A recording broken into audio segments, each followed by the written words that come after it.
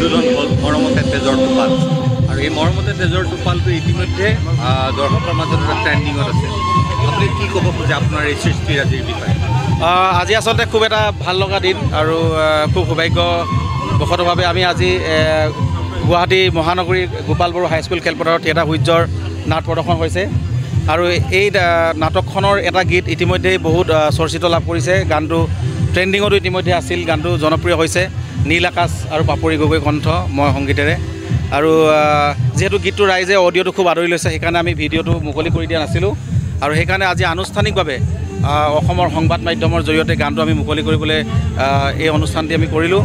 আৰু লগতে আমি অসমৰ সংবাদ মাধ্যমে আমাৰ বিভিন্ন ভ্ৰাম্যমাণ থিয়েটাৰৰ গীত আদিকে ধৰি বিজ্ঞাপন সকলোখিনিতে প্ৰচাৰ প্ৰসাৰৰ ক্ষেত্ৰত যিখিনি ভূমিকা পালন কৰিছে, যিখিনি তেখেতসকলে সহায় সহযোগ আগবঢ়াইছে, তাৰ কাৰণে আমি স্পেচিয়েলিও তেখেতসকলক আজি ইনভাইট কৰিছোঁ যে এই বছৰৰ আচলতে নতুন প্ৰজন্মই ভাল পোৱা আটাইতকৈ বেছি এখন সৰ্বশ্ৰেষ্ঠ জনপ্ৰিয় নাটক বুলি ইতিমধ্যে ৰাইজে ঘোষণা কৰিছে। সেই নাটকখন আপোনালোকক উপভোগ কৰিবলৈ আমি আজি আমন্ত্ৰণ জনাইছোঁ আৰু লগতে আপোনালোকক সাক্ষী কৰি আমি গীতটি মুকলি কৰিছোঁ।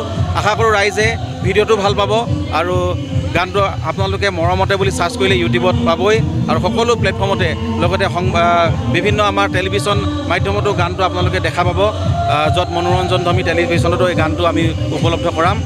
আমি ধন্যবাদ জ্ঞাপন কৰিছোঁ আৰু আজি গীতটো আনুষ্ঠানিকভাৱে মুকলি কৰিলে অসমৰ বিশিষ্ট সংগীত শিল্পী বিপিন চাওডাং ডাঙৰীয়াই আৰু তেখেতক আমি ধন্যবাদ জ্ঞাপন কৰিছোঁ।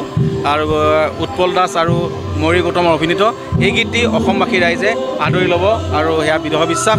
আৰু এইটো শেহতীয়াকৈ অসমত যিহেতু শ্ৰী শ্ৰী কৃষ্ণৰ ৰাসলীলা আৰম্ভ হ'ব, ৰাস মহোৎসৱ আৰম্ভ হ'ব আৰু ৰাস মহোৎসৱৰ লগত সংগতি ৰাখি সমূহ ৰাইজক ৰাসৰ শুভেচ্ছা জ্ঞাপন কৰি এই গীতটি এটা ৰোমেণ্টিক গীত আৰু মৰম লগা গীত আমি ৰাইজলৈ আগবঢ়াইছোঁ। ধন্যবাদ।